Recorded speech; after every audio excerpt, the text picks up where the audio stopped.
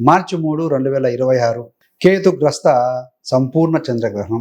ఇక్కడ గ్రహణం ఎక్కువగా ప్రభావం చూపించేటువంటి రాశుల వారు ఏంటంటే దానాలు ఇవ్వటం మంచిదండి. గ్రహణ సమయంలో ముఖ్యంగా ఏంటంటే మనకు 3:20 సాయంత్రం ఆరంభమైన మనకు ఆకాశంలో కనపడదు కాబట్టి చంద్రోదయం అంటే ఏంటంటే చీకటి పడిన తర్వాత 6:20 నుంచి 6:40 వరకు కూడా ఉంటుంది దాదాపుగా, కాబట్టి 38 వరకు కూడా ఉంటుంది. కాబట్టి ఆ సమయంలో అది చాలా ముఖ్యమైన సమయం. కాబట్టి ఏంటంటే మీకు ఏదైనా మంత్రోపదేశం ఉంటే మంత్ర చేసుకోవటం, లేకపోతే ఇందాక చెప్పుకుంటే సాత్విక గ్రహ స్తోత్రాలు మంత్రాలు పఠనం చేయటం చాలా పాజిటివ్నెస్ ఇస్తుందండి. గ్రహణం తర్వాత పట్టుపిడువ స్నానం కంపల్సరీగా చేయాలి. ఇందాక చెప్పుకున్నట్టుగానే కాస్త నీటిలో అంటే రాక్ సాల్ట్, తులసి ఆకులు వేసుకొని ఓం నారాయణాయ నమః ఒకసారి 4 సార్లు చెప్పుకొని స్నానం చేయడం మంచిదండి.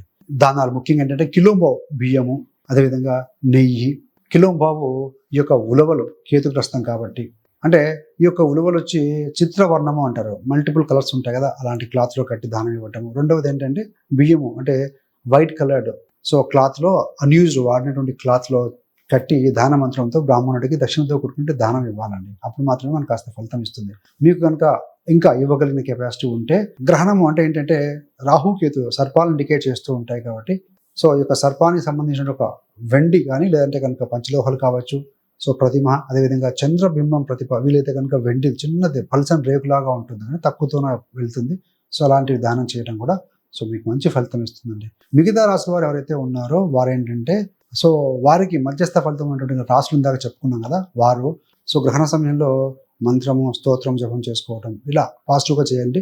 అదేవిధంగా ఇక్కడ మేషరాశి వారికి ఏంటంటే సంతాన సంబంధమైన విషయంలో కానీ, ఈ యొక్క ఇన్వెస్ట్మెంట్ విషయంలో కానీ కొంత ఈ గ్రహణ సమయంలో 3 రోజుల ముందుగా 3 రోజుల తర్వాత కొంచెం ఎక్కువ పెట్టుబడులు పెట్టడము, సంతాన విషయంలో చికాకులు రావడము, వారి మీద కోపంగా ఉండటము, మీరు తీసుకున్న నిర్ణయాలు సరిగా ఉండకపోవడం లాంటివి మీరు గమనించవచ్చండి. కాబట్టి అట్లీస్ట్ ఒక +-3 డేస్ కొంచెం ఓపికగా జాగ్రత్తగా ఉండాల్సిన అవసరం ఎంతైనా కనపడుతుంది. అదేవిధంగా ప్రేమలో కానీ, హైయర్ ఎడ్యుకేషన్ విషయంలో కానీ వీరికి మధ్యస్థమైన ఫలితాలు ఉంటాయని చెప్పవచ్చు. మరి ఈ యొక్క ధనుసు రాశి వారికి ఏంటంటే, ధనుసు రాశి వారికి హైయర్ ఎడ్యుకేషన్ విషయంలో కావచ్చు, పెద్దవారితో చిన్న మాట పట్టింపులు రావటం కావచ్చు, విదేశాలకు వెళ్ళాలనుకున్న ప్రయత్నాలు కాస్త లేట్ అవ్వటం, ఇలాంటివి ఎక్కువగా మీకు కనపడుతూ ఉంటాయని చెప్పవచ్చు అండి. ఇక్కడ కర్కాటక రాశి వారు మధ్యస్థ ఫలితం అనుకున్నాం. కర్కాటక రాశి వారికి ఏంటంటే మీకు ధన కుటుంబ స్థానంలో గ్రహణం ఏర్పడుతూ ఉంది, కేతుగ్రస్త చంద్రగ్రహణం. అంటే ధన సంబంధమైన విషయాలు ఇచ్చిపుచ్చుకోవటాలు, ఏదైనా ప్రాపర్టీ అమ్మడాలు, ఇన్వెస్ట్మెంట్ పెట్టాలు చేసుకోవటాలు, కుటుంబ వ్యాపారంలో ఉన్నవారు పర్టికులర్గా జాగ్రత్తగా ఉంటాం. ఇట్లా చిన్న రెమెడీస్ చేసుకుంటే బాగుంటుందండి. ముఖ్యంగా మీరు తీసుకునే ఆహారం కూడా కొన్నిసార్లు పాయిజనస్ గా కావడం కూడా జరుగుతూ ఉంటుంది. కాబట్టి బాగా స్టోరేజ్ ఫుడ్ ఇట్లాంటివి అవాయిడ్ చేయండి. టైమ్లీ ఫుడ్ తీసుకోవడం కూడా చాలా ముఖ్యం.